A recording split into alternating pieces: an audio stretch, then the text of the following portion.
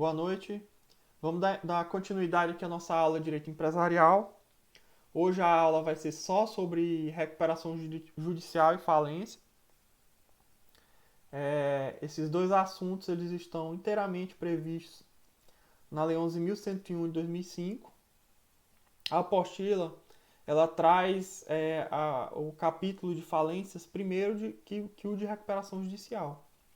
Mas aqui na aula de hoje a gente vai falar primeiro da recuperação judicial para depois chegar na falência. Porque a recuperação judicial ela é um benefício que o empresário tem antes da falência, de tentar, como se fosse a última tentativa de tentar reerguer tentar reerguer a empresa antes de pedir a falência, né? Ou dos credores pedirem a sua falência. O conceito de recuperação judicial é o benefício que o empresário devedor em estado pré-falimentar solicita em juízo apresentando um plano para a superação das dificuldades financeiras a fim de evitar perdas mais radicais para os credores, mantendo-se a empresa economicamente viável. Aí, como eu falei para vocês, a previsão é na Lei 11.101 de 2005, que ela regula a recuperação judicial, extrajudicial e a falência.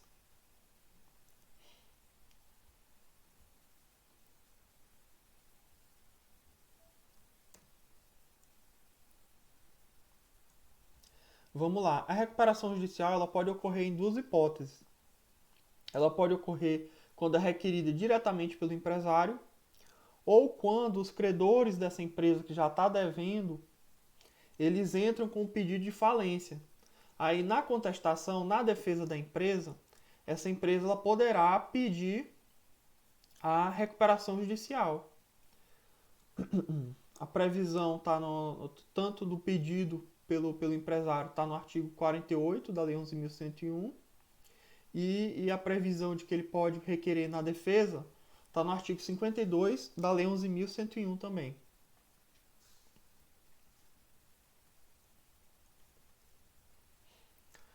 Eu coloquei até os artigos aqui para usar o artigo 48 para a gente ler diretamente no artigo da lei. Poderá requerer a recuperação judicial o devedor que no momento do pedido exerça regularmente suas atividades há mais de 2 anos e que atenda aos seguintes requisitos. Aí tem alguns requisitos para poder pedir a recuperação judicial. Dentre eles, ter uma empresa há mais de 2 anos, né, em plena atividade, não ter pedido a recuperação judicial há menos de 5 anos, por exemplo, há 5 anos atrás pediu a recuperação judicial, hoje a empresa já está querendo quebrar de novo, ele quer pedir novamente, aí não tem mais jeito, já vai direto para falência, e não ter há menos de 8 anos obtido a concessão de recuperação judicial com base no plano especial que trata a seção 5 deste capítulo. Nada mais é, esse plano especial ele serve para as microempresas e empresas de pequeno porte, que é um procedimento mais simplificado. Não ter sido condenado ou não ter como administrador um sócio controlador pessoa condenada por qualquer dos crimes previstos nessa lei. Aqui são os crimes falimentares. Eu vou até colocar aqui outro artigo que eu separei sobre esses crimes aqui para vocês.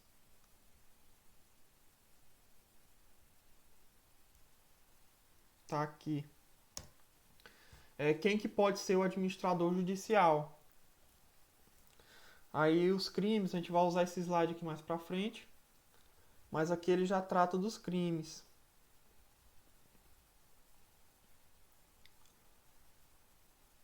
Olha só, as pessoas impedidas por lei especial, né, as condenadas à pena que vede, ainda que temporariamente, o acesso a cargos públicos, ou por crime falimentar, de prevaricação, peito ou suborno, concussão, peculato, ou contra a economia popular, contra o sistema financeiro nacional, contra as normas de defesa da concorrência, contra a relação de consumo, a fé pública ou a propriedade, enquanto perdurarem os efeitos da condenação. Esses aqui são os artigos, aliás, são os crimes que trata aqui nesse parágrafo único.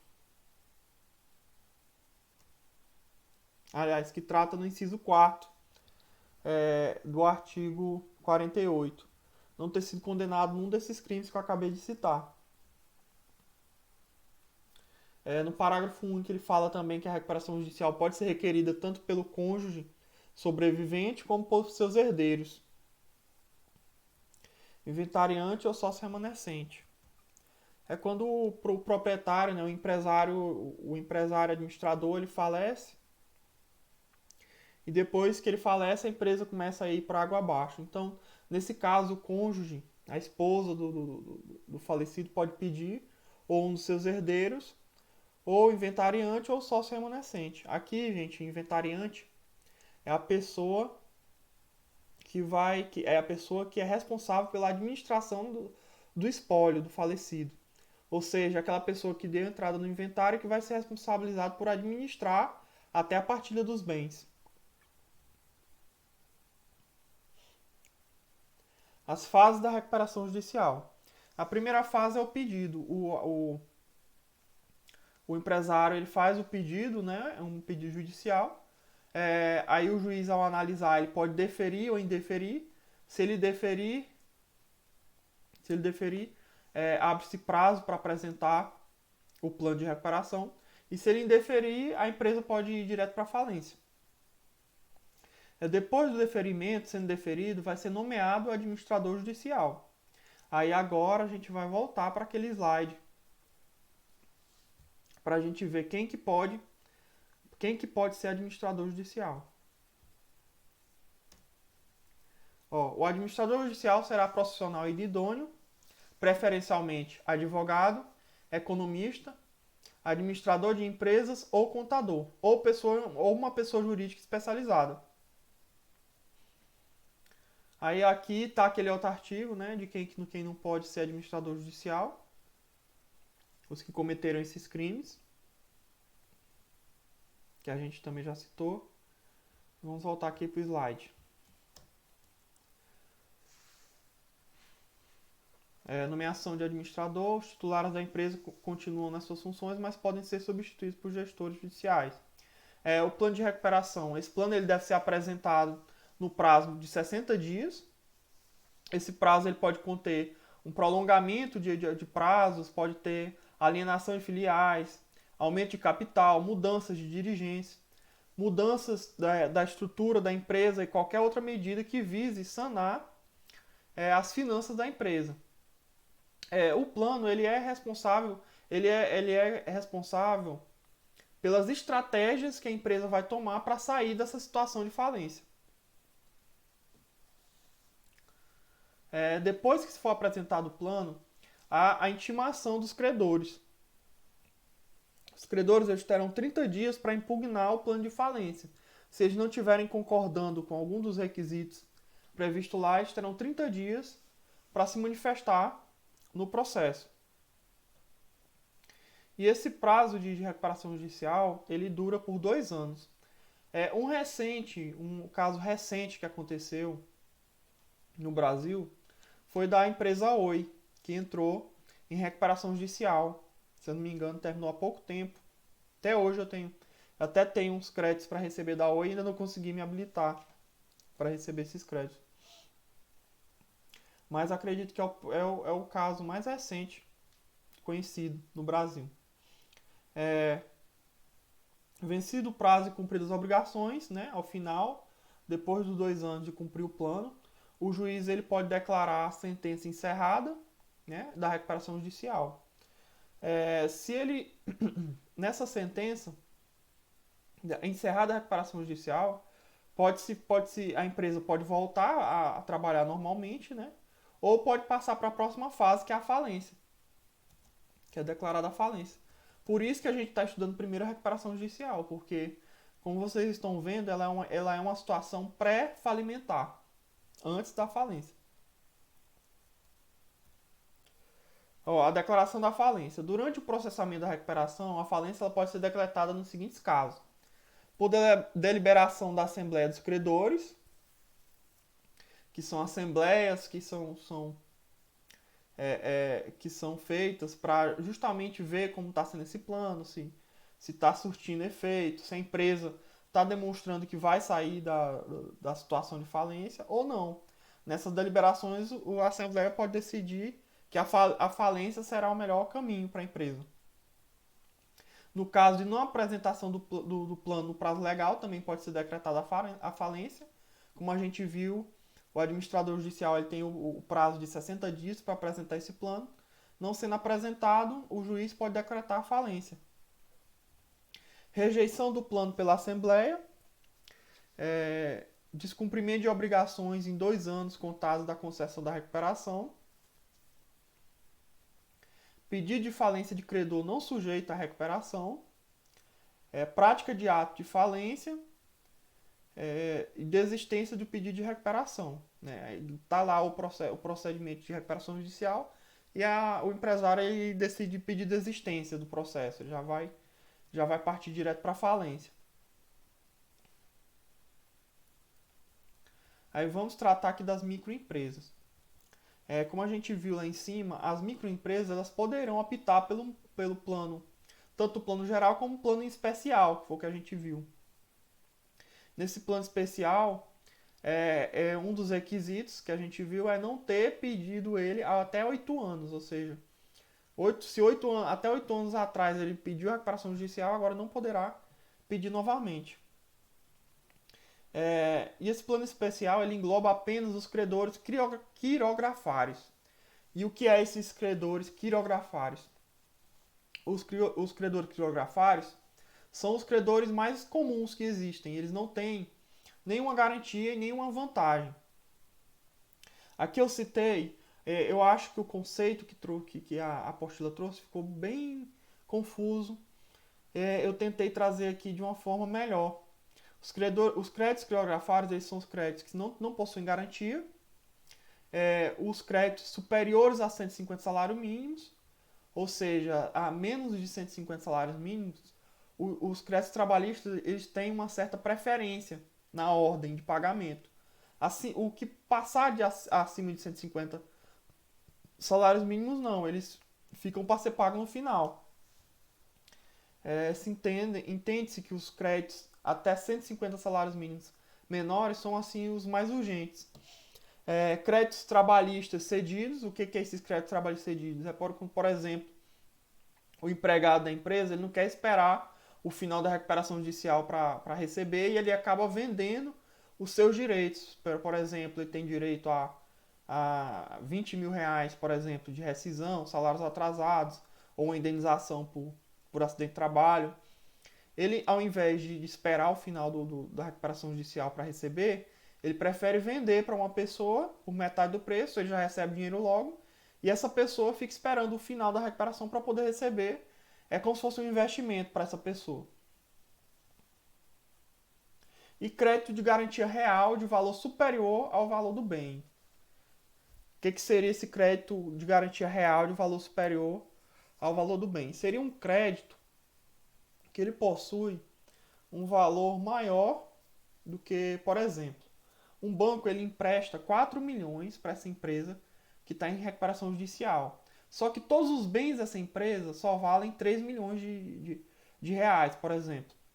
Então, até o limite do valor do bem, até o limite do valor de 3 milhões de reais, eles têm uma preferência na ordem de pagamento. Esse 1 milhão a mais, que é maior do que o valor do bem, ele será considerado crédito quirografário, ou seja, ele vai ser pago somente ao final. Agora a gente vai passar para a falência. Vamos voltar aqui a aula, porque eu segui a apostila e acabei fazendo primeiro a falência.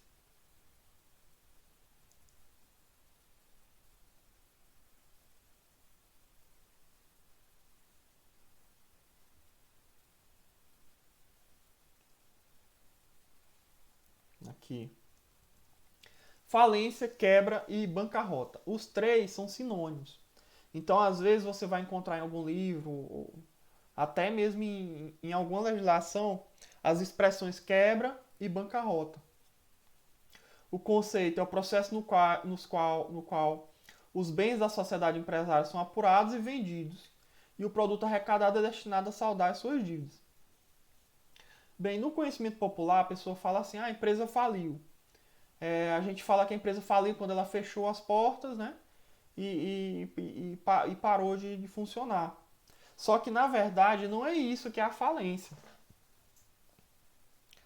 É até difícil a gente ver uma empresa abrindo procedimento de falência, porque ele é um procedimento muito complexo e também muito caro para a empresa. E às vezes, essas empresas que não são organizadas, elas quando fecham as portas já estão numa situação que não tem nem condição de pagar pelo procedimento de falência, né? De fazer o procedimento de falência é um procedimento de recuperação judicial. Ele também está previsto, como a gente viu na recuperação judicial, também está previsto na Lei 11.101. Essa lei regula basicamente a recuperação judicial e a falência. A decretação da falência ou deferimento do processamento da recuperação judicial suspende o curso da prescrição de todas as ações e execuções em face do devedor, inclusive aqueles dos credores particulares do sócio solidário. Qual que é a vantagem de uma empresa pedir a falência? Qual a vantagem da empresa pedir a falência hoje em dia? É exatamente o que está previsto no artigo 6º. Quando ela decreta a falência, os seus créditos eles ficam suspensos até o curso da prescrição da ação. Né? Todas as ações e execuções ficam suspensas até o final do plano de falência. Ao final do plano de falência, todos os bens da empresa são vendidos e será pago todos os credores. Mas, resumidamente, é isso. Então, aqui, tanto na recuperação judicial quanto na falência, eu acho que eu não falei, mas na recuperação judicial também, fica suspensa os pagamentos, as execuções. Ou seja, se aquela empresa está devendo um credor, aquele credor ele não poderá entrar com ação judicial para poder receber esse valor até o final do plano de recuperação judicial, ou aqui no caso, como a gente já está na falência. Quando que acontece a falência? Quando que pode ocorrer o pedido de falência? Quando a empresa ela não é pontual no seu pagamento, né? Na impontualidade, ocorre quando um título de crédito não é saldado pelo empresário na data do vencimento. Práticas de atos de falências. O que são esses atos de falência? É o empresário ele ser executado em processo judicial e não paga. Quando ele procede à liquidação precipitada ou lança mão de meios ruinosos, ou seja, ele tá dilapidando o patrimônio da empresa de forma propositalmente. Quando o empresário provoca credores e lhe propõe dilatações, remissões de crédito ou cessão de bens, ou seja, quando ele está remissão de créditos aqui ele tá perdoando dívidas, quando ele está se desfazendo de bens. Então, nesse caso também pode ser requerida a falência do empresário.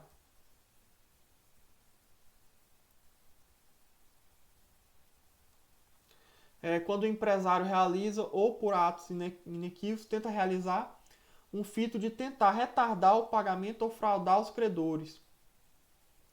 Negócio simulado ou alienação da parte ou totalidade de seus ativos a terceiros, credores ou não. Quando a gente pode citar aqui também o exemplo do Eike Batista, né? Ele estava fazendo especulações nas ações da sua empresa que eram negócios simulados. Nesse caso, acredito que foi feito, os credores pediram a falência da empresa. Quando o empresário transfere a terceiro seu estabelecimento sem consentimento de todos os credores, salvo se ficar com os bens suficientes para solver o seu passivo.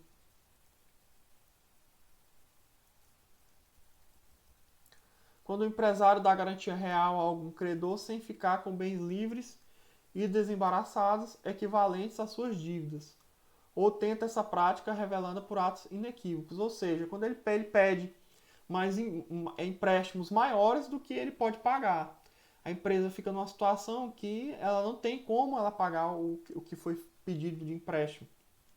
A garantia que ela pode oferecer não cobre as dívidas dela.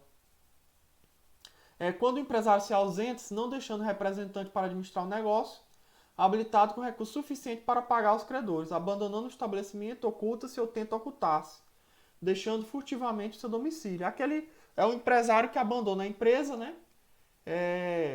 Que vai embora do país. É muito comum esses casos de empresário que vai embora do país e abandona a empresa e não deixa ninguém para administrar, ou deixa alguém, mas não deixa com poderes para pagar os seus credores.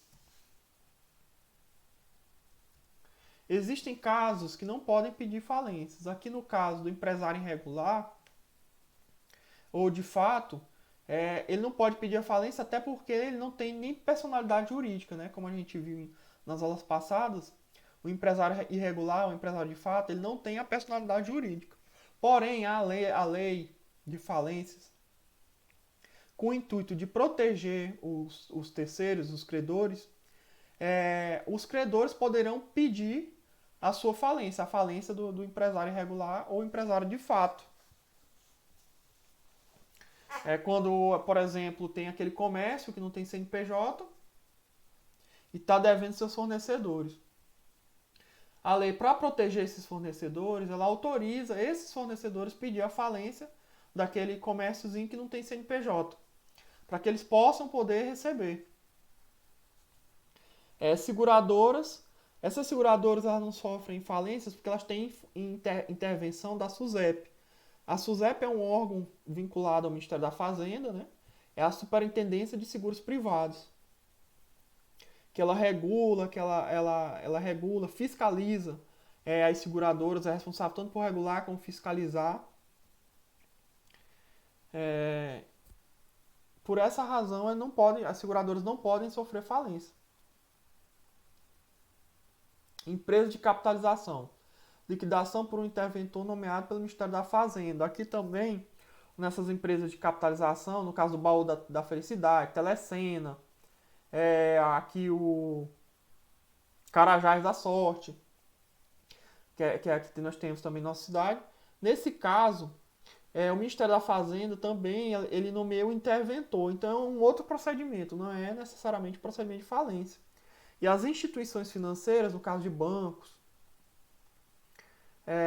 ela ocorre um tipo de liquidação que é decretada direto pelo Banco Central. A falência, pode ocorrer a falência quando for inviável essa liquidação. Quando, por exemplo, o banco for ver que os ativos lá da empresa, né, o capital da empresa não vai dar de dissolver as dívidas.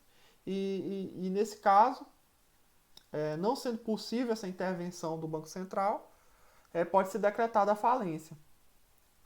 As sociedades de economia e as empresas públicas. Aqui nesses dois casos, não ocorre a falência porque existe capital público, capital estatal nessas duas empresas. Aqui na de economia mista, a gente tem tanto capital público quanto capital privado. E no caso na cadeia economia mista, o capital público ele é maior, necessariamente ele tem que ser maior do que o capital privado. Um exemplo aqui é a Petrobras. A Petrobras é uma sociedade de economia mista. E as empresas públicas porque o capital é inteiramente público. Nesse caso, a empresa não fale porque há a intervenção estatal. Todas essas informações que a gente acabou de ver, eles estão previstos aqui no artigo 2º. Olha só. Esta lei não se aplica da Lei de Recuperação Judicial e de Falência. Empresa pública e sociedade de economia mista, instituições financeiras pública ou privada, cooperativa de crédito, consórcio, entidades de previdência complementar, sociedade operadora de plano de assistência à saúde, sociedade seguradora, sociedade de capitalização e outras entidades legalmente equiparadas às anteriores. Aqui no slide anterior a gente falou de forma mais abrangente. E no artigo 2º tem assim de forma mais resumida. Universalidade do juízo.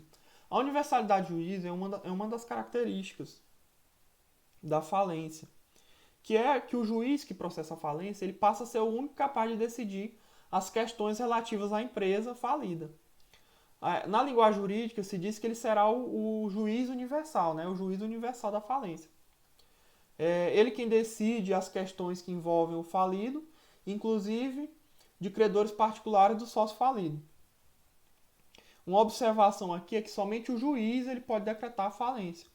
Não existe aqui no caso a falência extrajudicial.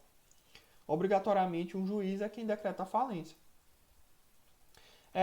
Esse juiz universal está previsto no artigo 3º da Lei de Recuperação Judicial e Falência, que fala: é competente para homologar o plano de recuperação extrajudicial, deferir a recuperação judicial ou decretar a falência, o juízo do local do principal estabelecimento do devedor ou da filial da empresa que tenha sede fora do Brasil.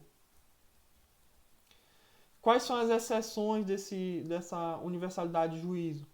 As execuções fiscais que já foram ajuizadas, né?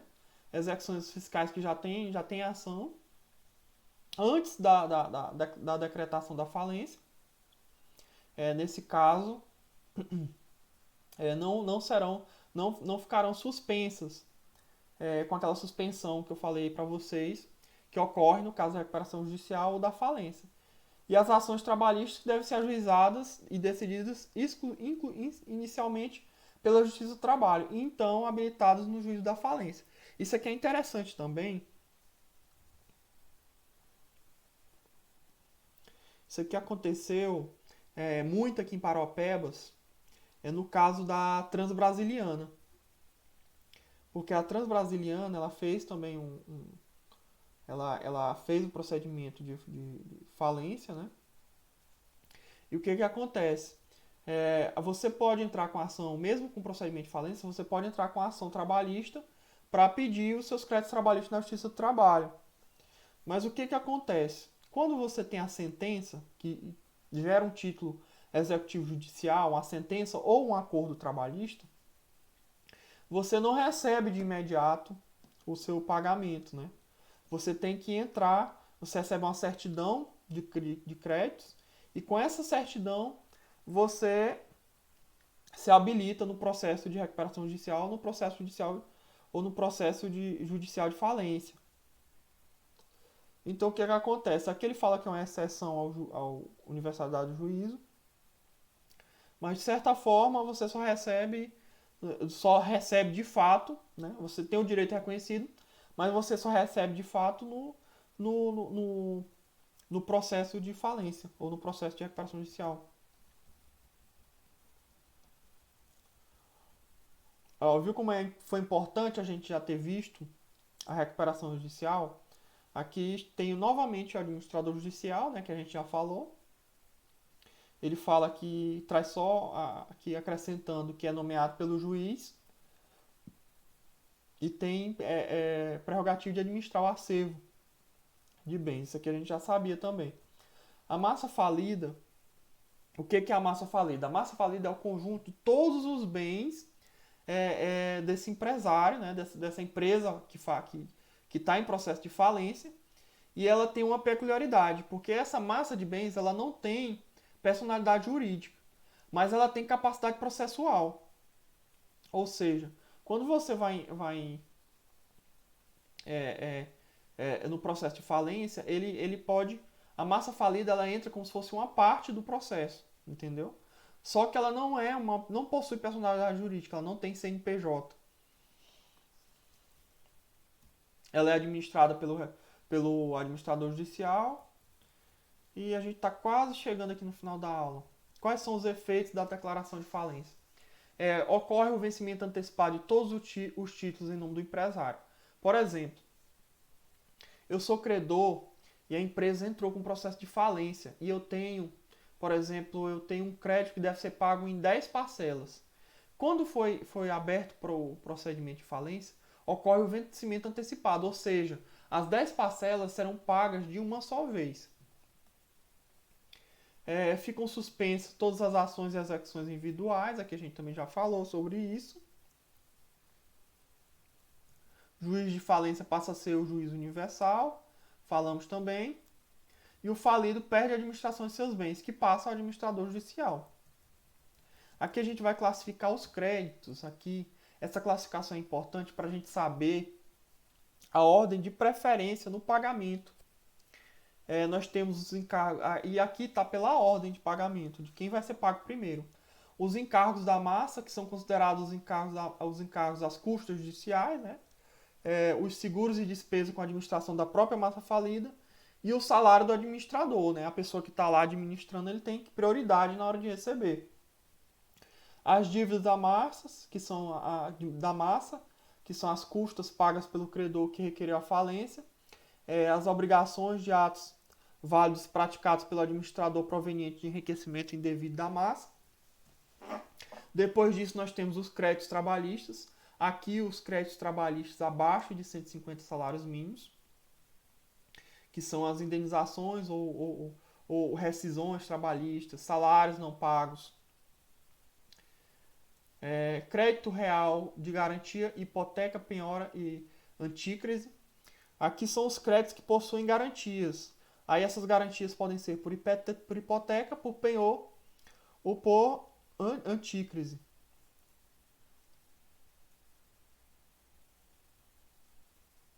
Eu até coloquei aqui no próximo slide, que é antícrise, debêntures, que são formas de garantia.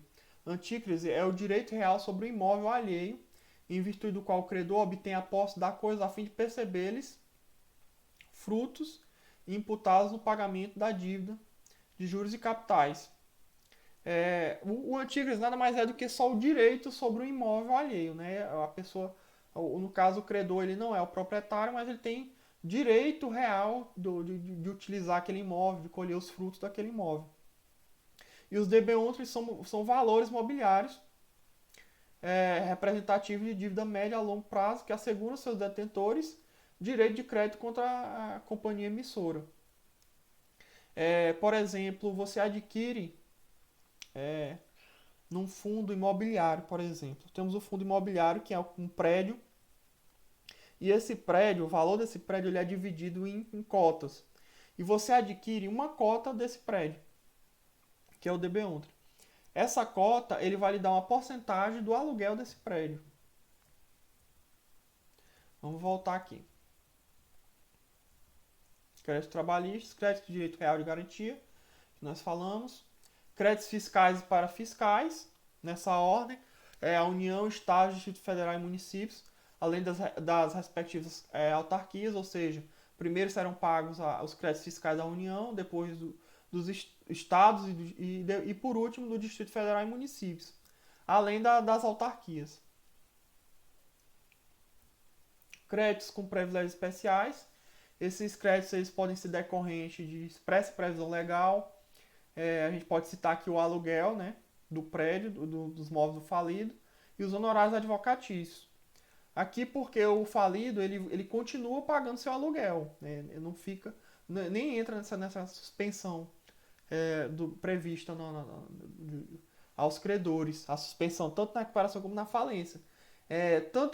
Ele vai continuar pagando, tem essa prioridade, né, o locador tem essa prioridade de receber os seus aluguéis. E os honorários advocatícios, porque os honorários advocatícios são considerados verbas alimentares. É quase que os créditos trabalhistas, que também são verbas alimentares. Créditos com privilégio geral, as debêntures, que a gente falou aqui abaixo. E por último, os créditos criografários, que a gente também já falou, que é os que não possuem nenhum privilégio. Que são os créditos que não têm garantia, são, como a gente falou, os créditos que não têm garantia, os créditos trabalhistas acima de 150 salários mínimos, os créditos trabalhistas cedidos, os créditos reais, os créditos de garantias reais, quando o valor da garantia é superior, aliás, quando o valor do crédito é superior ao da garantia, que é o que eu falei para vocês, do banco que emprestou para o empresário em recuperação judicial, o valor de 4 milhões de reais e os bens da empresa somados só vale 3 milhões de reais, por exemplo. No caso, até os 3 milhões de reais ele tem preferência. O que passar disso é considerado crédito criografário, ou seja, ele só vai receber por último. E a extinção da falência. Na extinção da falência termina a liquidação, né? É quando o juiz profere a sentença de encerramento da falência e o credor pode acontecer duas coisas. O credor ele pode estar satisfeito, né? Ele pode ter recebido o que ele teria direito, ou ele não recebeu o que ele teria direito. Que aí nesse caso ele pega uma certidão de continha em aberto para uma futura execução, que no caso ele vai tentar, seria uma outra ação à parte da ação do procedimento de falência. É o que a gente chama também de nova ação.